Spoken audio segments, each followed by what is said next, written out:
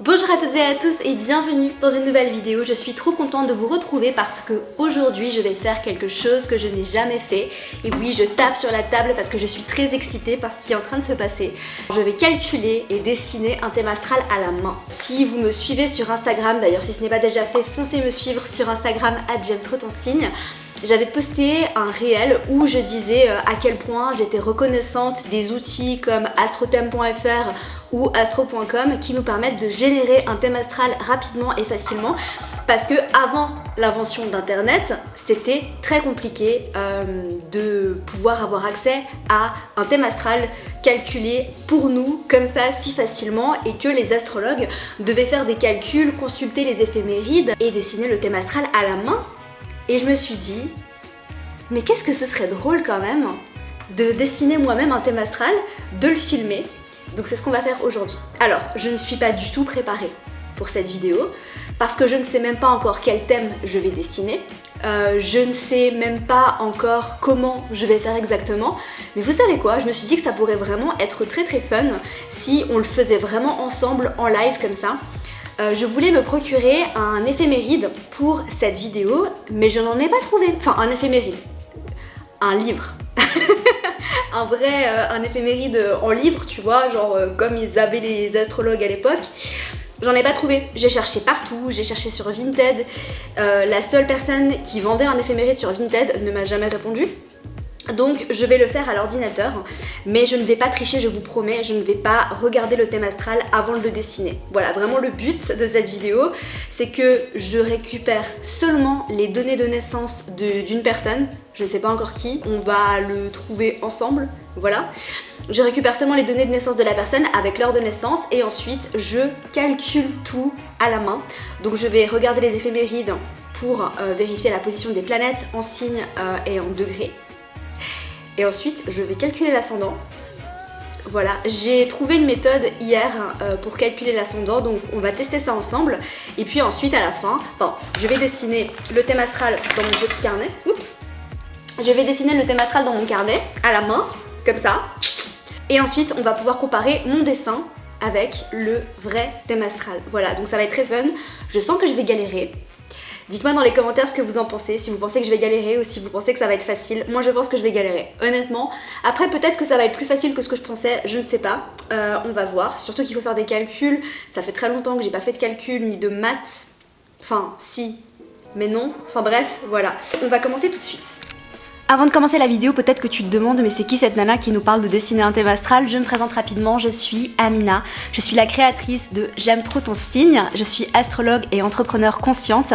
Je t'aide à apprendre l'astrologie, à plonger dans la lecture et la compréhension de ton thème astral. Donc si tu aimes l'astrologie, si tu es passionné par l'astrologie comme beaucoup d'entre nous sur cette chaîne, n'hésite pas à t'abonner, c'est juste en dessous, et fonce me suivre sur Instagram si ce n'est pas déjà fait. Alors, je suis allée me chercher un petit verre d'eau, comme ça. Et j'ai trouvé le thème astral que j'allais analyser. Je parle trop vite, j'ai Mercure en maison 1, c'est marrant, j'en parlais avec une pote l'autre jour. J'ai Mercure en maison 1 et j'ai tendance à parler beaucoup trop vite et à vouloir en fait parler tellement vite que du coup ce que je dis n'est pas du tout clair. Je vais faire un effort pour articuler. J'ai reconnecté avec une pote que j'avais rencontrée à Bali quand j'habitais à Bali, et du coup il lui arrivait des trucs, enfin voilà, assez intéressants, et je lui ai dit tiens, ça serait trop drôle que je jette un œil à ton thème astral. Du coup je vais lui faire une analyse de thème astral de elle à moi parce que c'est ma pote, hein, voilà. Et elle m'a donné sa date de naissance et son heure de naissance, et du coup voilà, j'ai tout ça ici sur WhatsApp. Je vais m'en servir parce que je n'ai pas encore regardé son thème astral et du coup ça va être très intéressant. Ce que j'ai fait en attendant, c'est que je suis allée sur astro.com pour trouver un éphéméride. Donc j'ai l'éphéméride de l'année 1993. Promis, je ne triche pas, non c'est pas le but, je ne vais pas tricher dans cette vidéo. J'ai même pas envie parce que je trouve ça tellement fun et excitant de devoir faire les choses par moi-même. Donc ça va être très drôle, j'ai hâte de voir si je vais m'en sortir ou pas. Franchement, je ne sais pas. Donc j'ai l'éphéméride. La première étape, la première chose que je vais faire, c'est que je vais calculer la position des planètes. Donc voilà, je vais calculer la position du soleil, je vais regarder à combien de degrés était le soleil le jour et l'heure de sa naissance, la lune et toutes les planètes. Je vais faire ça. Je vais tout noter dans mon petit carnet. Et une fois que c'est fait, je vous reprends.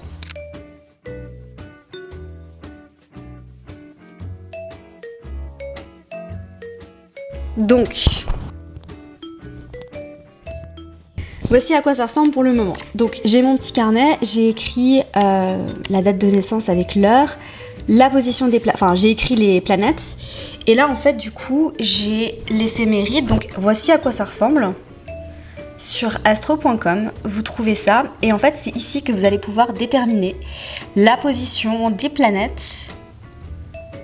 Donc là on est en août 93.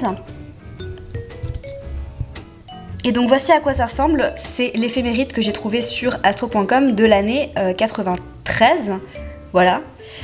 Et donc je suis au mois d'août et ici j'ai la position de toutes les planètes. Donc vous voyez que ici nous avons le Soleil, la Lune, Mercure, Vénus, Mars, etc. Avec les jours ici. Et donc nous allons pouvoir regarder tout ça. Voilà, et sinon il y a tous les mois. Là, donc. En fait, évidemment, l'éphéméride ne détaille pas la position de la planète heure par heure. Sinon, vous pensez bien que ça aurait été beaucoup trop long. Enfin, que l'éphéméride aurait été beaucoup trop volumineux. Et en fait, il détaille seulement la position de la planète à minuit. Ok, ça devrait aller, parce que je viens de capter un truc. Si la position du soleil était à 13,33 à minuit le 6, et que du coup je vois la ligne en dessous, le soleil était à 14,30, ça veut dire que le soleil avance d'1 degré environ par jour. Ça je le savais plus ou moins. Ce que je vois en fait, et la très bonne nouvelle, c'est que pour la majorité des planètes, je vais pas avoir de calcul à faire, parce que par exemple Mars, le vendredi était à 26 degrés 13 et le samedi à 26 degrés 50. Et donc à partir de Mars, Jupiter, Saturne, Uranus, Neptune et Pluton, j'ai pas de calcul à faire parce que tout simplement les planètes n'ont pas avancé enfin le degré auquel elles ont avancé n'est pas notable. Donc bonne nouvelle, là où je vais galérer, c'est pour la Lune. Le Soleil, encore je pense que ça va aller pour trouver le degré approximatif du Soleil. Par contre pour la Lune, je sais pas trop comment je vais faire. Parce que, est-ce qu'elle a la Lune en Poisson ou en Bélier? Parce qu'à minuit, le 6 août, la Lune était à 22 degrés 44 du Poisson. Et le samedi 7 août, la Lune était à 4 degrés 37 du Bélier. Bon, quand même, je pense qu'elle a la Lune en Poisson. Si je suis pas trop débile, je pense qu'elle a la Lune en Poisson. Mais je vais quand même essayer de faire le calcul pour essayer d'avoir le truc le plus précis possible. Mais je pense que ça va pas être si dur que ça. Donc ça c'est une bonne nouvelle. Et ensuite on va passer au calcul de l'ascendant. Donc là c'est ce que je vous expliquais tout à l'heure en fait. Ici vous voyez, on a donc le vendredi 6 août, on a le soleil. Donc là c'est la colonne du soleil à 13 degrés 33. Et on voit en fait que le 7 août, le soleil était à 14 degrés 30. Et donc si vous regardez la colonne de la lune juste à côté, donc ici, vous voyez que la Lune était à 22 degrés 44 et ensuite elle est passée en Bélier à 4 degrés 37. Voilà. Et pour les autres planètes, donc à partir de Mars, ça ne change pas parce qu'on a Mars à 26 degrés et le lendemain on a Mars à 26 degrés, etc. etc. Donc ça devrait aller. Ok, petit update. J'ai commencé à faire des calculs. Donc si la Lune est passée de 22 degrés Poisson à 4 degrés Bélier le lendemain, ça veut dire qu'elle a avancé de environ 11 degrés. J'ai arrondi, s'il vous plaît, m'en voulez pas, parce que franchement, sinon je m'en sors pas.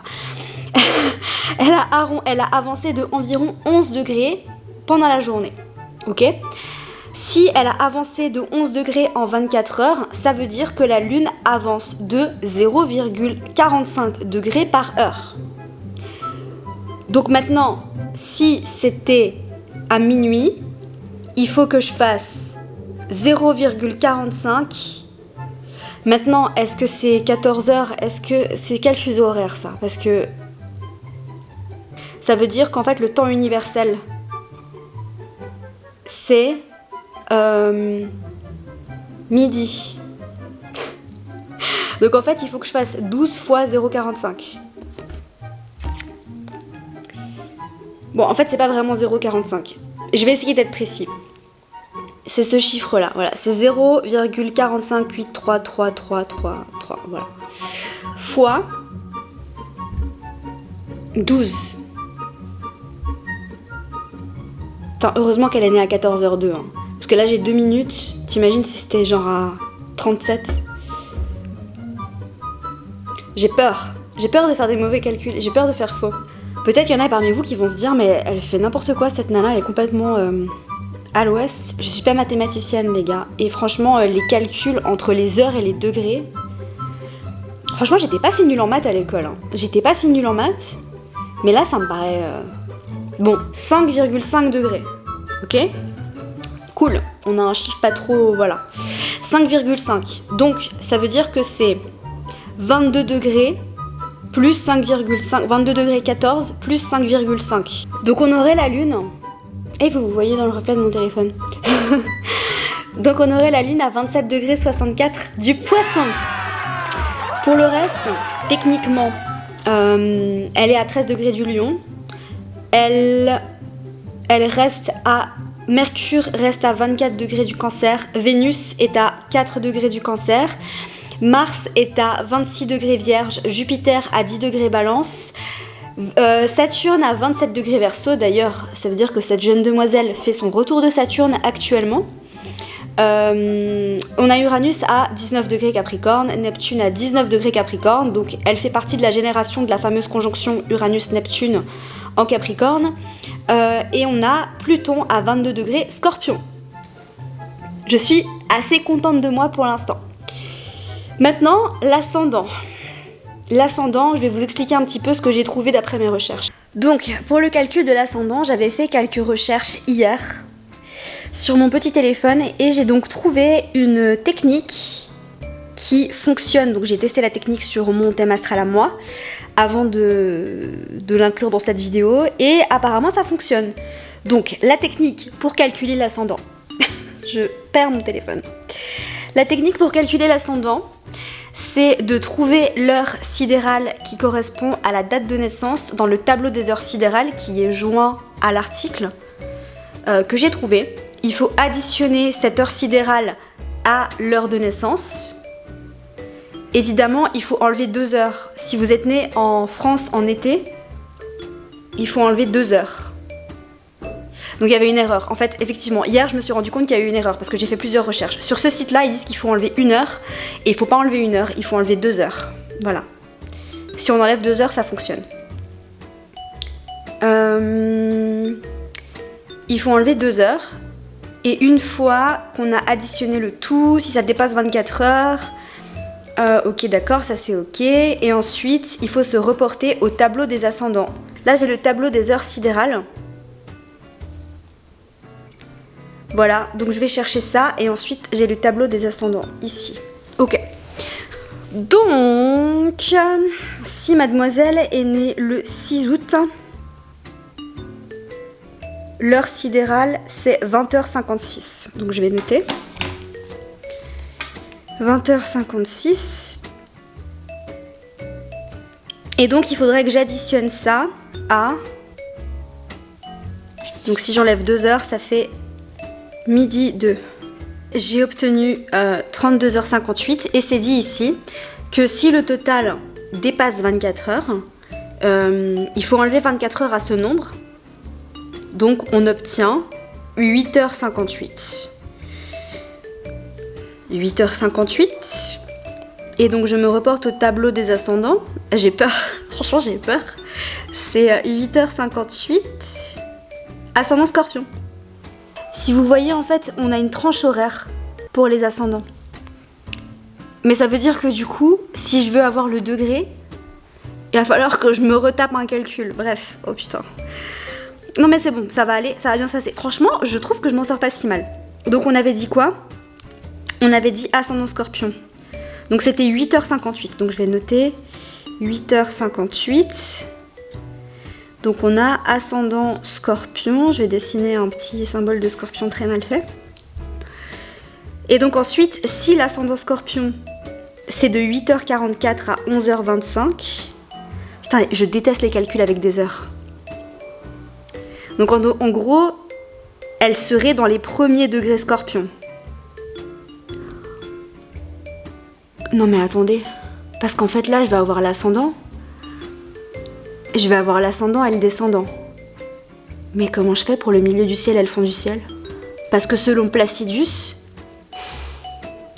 en fait, si je dessine le thème astral avec un système de maisons égal, ou les signes entiers,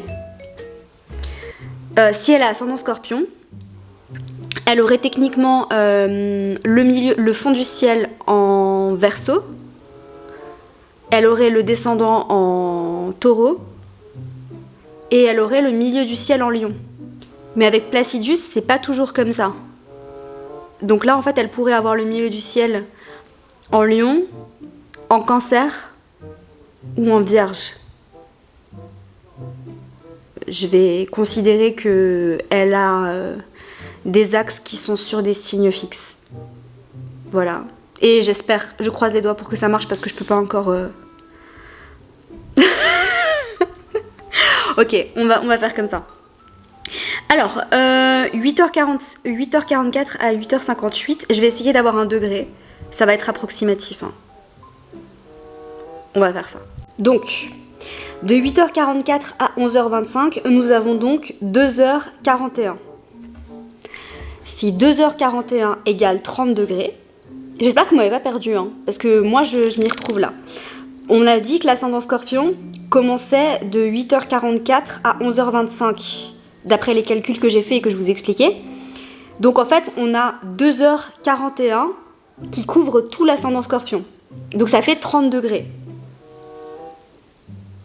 Ça fait 30 degrés.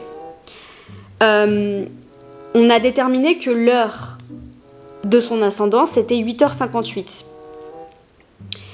Donc si 2h41, donc il faut que je fasse 2h41 divisé par 30. Et comment je vais faire ça?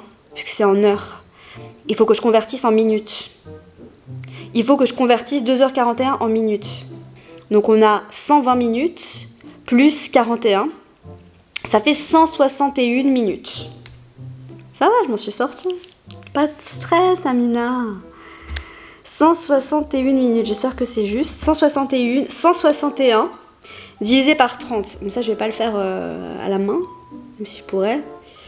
161 divisé par 30. Ça fait 5 degrés 36. Attendez. Non. Ça fait 5 minutes 36. Oui, c'est juste.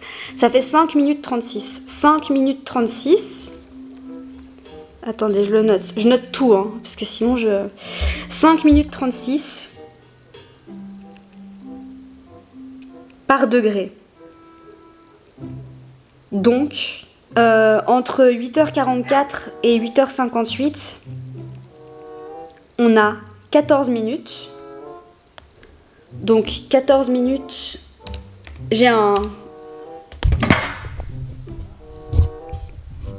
J'ai juste pris ça, hein, s'il vous plaît, pour m'aider, parce que franchement, sinon, je m'en sors pas. Donc, on a 14... non, pas des heures, c'est pas des heures. 14 minutes moins 5,36. Ok, donc ça fait 8 minutes 24. Si l'ascendant, donc selon tous les calculs que j'ai fait, change de degré toutes les 5 minutes 36, si on passe de 8h44 à 8h58, nous avons donc un ascendant à 2 degrés du poisson, du scorpion. Ascendant à 2 degrés du scorpion. Donc en tout cas, c'est avant 5 degrés. Ça, c'est sûr et certain. Je dirais 2 degrés. J'ai peur de me tromper. Bon, on va dire, c'est pas une opération à cœur ouvert. Donc, ascendant à 2 degrés du scorpion. Maintenant, je vais passer à l'étape très fun de dessiner le thème astral sur mon petit cahier. Voilà. Donc, je vais me servir d'un bol parce que j'ai pas de compas. J'ai pas de compas, ça fait des années que j'ai plus de compas. Depuis que je suis partie de l'école primaire ou secondaire, j'ai plus de compas. Donc, bref, j'utilise un petit bol qui est trop grand. Le bol est trop grand pour mon cahier. je reviens. Et j'ai trouvé un verre, voilà. Donc le verre qui me servait de verre d'eau, que j'ai séché naturellement. Donc je prends mon petit stylo. Je vais essayer de faire ça proprement. Ah, il me faudra une règle aussi mince. J'ai pas de règle.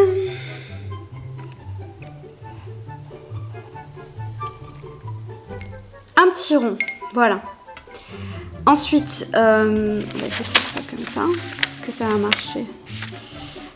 Je vais chercher un truc pour me servir de règle, je reviens. Je suis pas du tout préparée, hein, c'est n'importe quoi. Ok. Alors, on va essayer de faire ça proprement.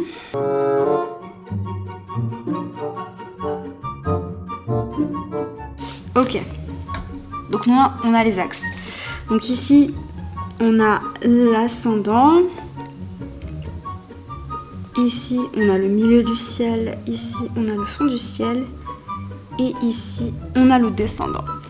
Donc, c'est pas très intéressant pour l'instant. Ensuite, il faut que je divise les maisons. Il faut que je divise les maisons en 3.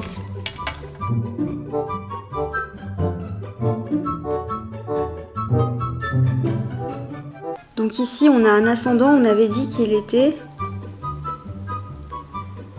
à 2 degrés. Hop, on va dessiner un petit symbole scorpion. C'est pas le meilleur dessiné du monde, il est à 2 degrés. Ça veut dire que nous avons un descendant en taureau que je vais dessiner ici, comme ça. Voilà. À 2 degrés du taureau. Voilà. On avait dit qu'on avait un milieu du ciel en lion. Donc nous allons dessiner un petit symbole lion. Donc techniquement à 2 degrés. Nous avons donc un fond du ciel en verso. À 2 degrés également. Voilà.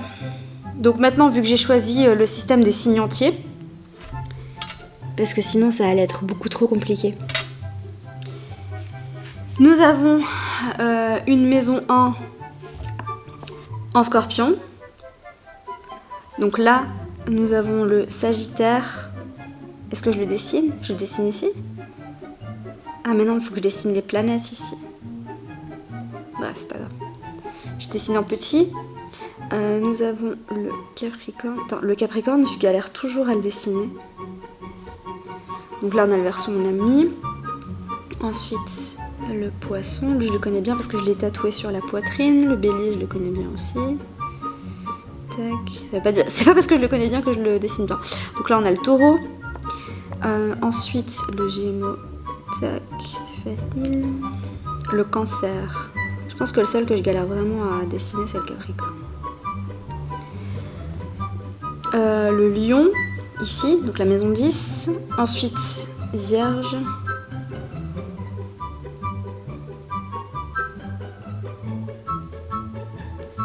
C'est pas très bien fait, hein, mais vous avez compris. Et Balance. Voilà. Ok. Maintenant, il faut dessiner les planètes. C'est pas du tout comme ça que je devais faire, hein, je pense. Mais bon, c'est pas grave. Donc, si nous avons un soleil en Lion à 13 degrés 30, ça veut dire que le soleil... Ah oui, d'accord. Bon, attendez, je reviens. Je vais dessiner les petits degrés, histoire que ce soit plus ou moins bien réparti. C'est parti, je me lance. Donc, je vais dessiner le soleil. Le soleil qui devrait être à peu près... ici. Mais pourquoi je dessine à l'extérieur? Je devrais pas le dessiner à l'intérieur plutôt? Bon, on va décider que je le dessine à l'extérieur. Donc là, on a le soleil en lion. J'aurais dû mettre le symbole du lion ici en fait. Bref, ça se voit que j'ai pas l'habitude. Hein. Le poisson, donc on a la lune à 27 degrés du poisson. Donc ce serait à peu près là. Je galère toujours à dessiner la lune. Tac. Ensuite, on a Mercure en Cancer à 24 degrés. Donc ce serait à peu près ici. Et puis il y a trop de trucs ici. Comment je vais faire pour dessiner Mercure? Donc on a Mercure ici. Oh là là. Voilà. Ah oui, et après je vais devoir dessiner les aspects. Putain les gars, j'avais oublié qu'il fallait que je dessine les aspects. Bon, au moins je vais pouvoir déterminer la position des planètes dans les maisons, donc ça c'est cool. Et ensuite je vais essayer de dessiner les aspects majeurs. Je pense que je vais accélérer tout ça, parce que voilà.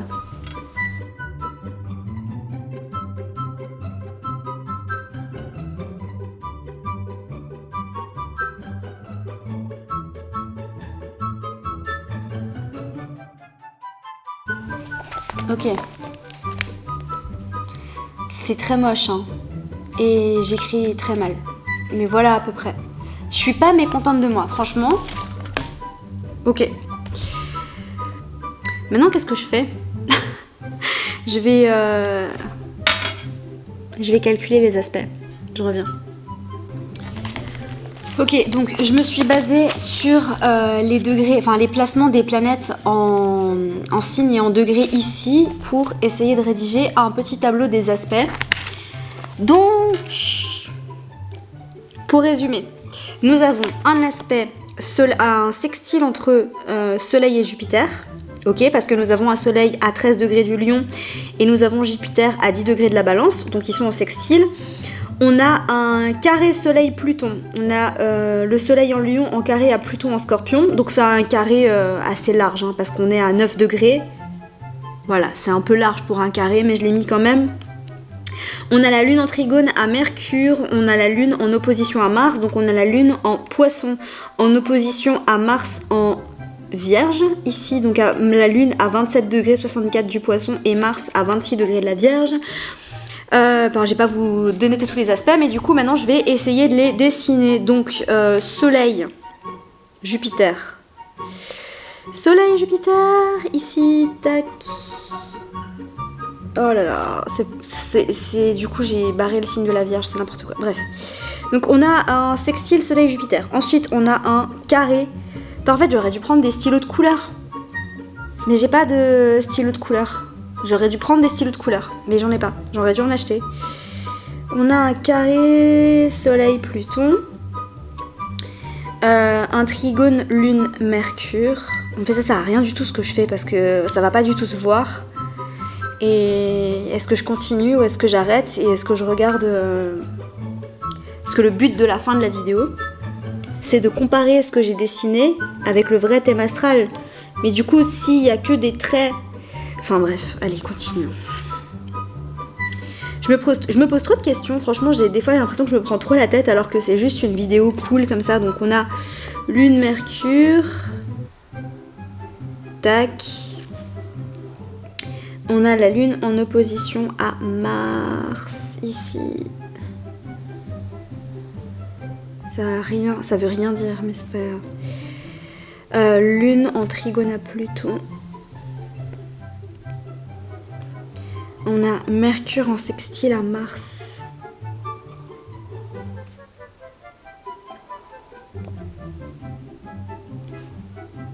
En fait, j'ai l'impression que je vais juste barrer mon thème astral que j'ai dessiné là. C'est pas comme ça qu'il devait faire à l'époque, hein. Je suis sûre que c'est pas comme ça qu'il faisait. Il y avait bien une façon beaucoup plus propre de faire ça, quoi. Bref, je vais m'arrêter là parce que... Franchement, ça veut déjà plus rien dire et j'ai pas terminé de dessiner les traits. Hein. Mais ça veut déjà plus rien dire. Donc, c'est le moment que tout le monde attend. C'est le moment de la big reveal. Donc, ce que je vais faire, c'est que je vais entrer les infos de naissance de Sophia. Et je vais enfin découvrir son thème astral. Donc, elle est née le 6 août 93 à 14h02 à Versailles. Tac.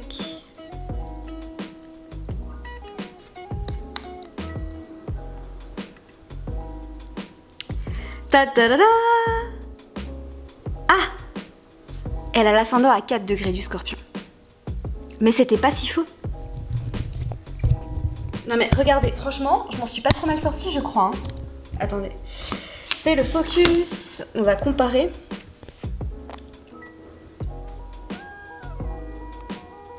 bah franchement les gars, je m'en suis pas trop mal sortie, hein. Je vais juste comparer un peu les degrés des planètes. Ah, elle a la lune à... Attendez, ça me met quoi? 28 degrés. Mais ça, est-ce que ça a arrondi ou est-ce que je me suis trompée dans les calculs? Parce que moi j'avais mis 27. Donc on a bel et bien Mars en Vierge. Bon, j'ai pas dessiné tous les aspects, mais je crois que franchement, je m'en suis pas trop mal sortie. Alors, sur le fond du ciel et le milieu du ciel, on n'y était pas du tout par contre, hein, parce qu'en fait, on a un ascendant à 4 degrés. Mais moi, je m'étais basée sur un milieu du ciel à 4 degrés et en fait, on a un milieu du ciel à 15 degrés. Et du coup, ça change tout parce que ça fait qu'il y a une conjonction soleil, milieu du ciel. Et ça, c'est très très important. Mais voilà, franchement, je m'en suis pas trop mal sortie. Donc, je vais juste comparer un petit peu. Donc, on a le soleil à 13 degrés. J'avais noté un soleil à 13 degrés et j'ai un soleil à 14 degrés. On a Vénus à 5 degrés, j'avais Vénus à 4 degrés. Pluton 22, c'est juste. Mars 26, c'est juste. La Lune 28, j'avais 27. Bon, écoutez, franchement, Mercure, j'avais mis 24, 25. Ouais, bon. Pour conclure cette vidéo, je dirais vraiment que ça m'aide à me rendre compte que le métier d'astrologue aujourd'hui, il est beaucoup plus accessible qu'il ne l'était avant. Parce que avant, les astrologues devaient passer par toutes ces étapes de calcul. Bon, j'imagine qu'au bout d'un moment, tu prends l'habitude et tu chopes des trucs et des techniques pour les calculs pour que ce soit plus facile. Moi, c'était la première fois, donc j'ai galéré. Et je me suis un petit peu trompée, mais pas tant que ça au final, donc je suis assez contente. J'aurais pu faire des recherches pour le milieu du ciel et le fond du ciel, je l'ai pas fait, excusez-moi, mais voilà. Mais franchement, je suis pas trop mécontente et je me rends compte que déjà de 1, gratitude d'avoir des logiciels qui nous permettent de rendre l'astrologie encore plus accessible juste en calculant notre thème astral comme ça. Parce que du coup, tout le monde en fait a accès à l'info du thème astral, tout le monde peut voir son thème astral. Je trouve ça extraordinaire parce que dites-vous qu'avant l'invention des outils de calcul de thèmes astro en ligne, je sais pas de quand ça date, mais je pense que ça devait être au tout début de l'invention d'internet, je crois. Donc dans les années 1990, 1900, peut-être 93, 16, je sais pas exactement. Faudrait que je regarde en quelle année a été inventé le premier calculateur de thème astral. Mais que du coup tout le monde a accès à ces informations maintenant et que t'as pas besoin de demander à un astrologue de te calculer ton ascendant alors qu'avant c'était le cas. Rien que mes parents en fait, quand j'y pense, ils pouvaient pas connaître leur ascendant comme ça quoi. Donc beaucoup de gratitude et trop de gratitude aussi que l'astrologie soit aussi accessible. Donc voilà, dites-moi dans les commentaires ce que vous avez pensé de cette vidéo. Et si tu veux plus de contenu de moi, ça se passe sur Instagram et dans les newsletters. Si tu as envie d'apprendre à analyser ton thème astral, parce que tu n'as pas besoin de le dessiner, si tu veux juste apprendre à l'analyser, ça se passe dans la formation J'aime trop mon signe. Je mettrai toutes les infos pour les formations que nous avons créées, enfin que j'ai créées sur J'aime trop ton signe. Je mettrai tout ça dans la barre d'informations pour que tu puisses aller checker ça. J'ai plein de formations, que tu veuilles devenir professionnel, donc astrologue professionnel, ou si tu es juste passionné d'astrologie et que tu as envie d'apprendre à décrypter ton thème astral. Il y a aussi des masterclass pour apprendre à décrypter la carrière, enfin le thème astral sous l'angle de la carrière, sous l'angle de la relation amoureuse, etc., etc. Je vous laisse, je vous souhaite de passer une merveilleuse journée. Prenez soin de vous et à très vite.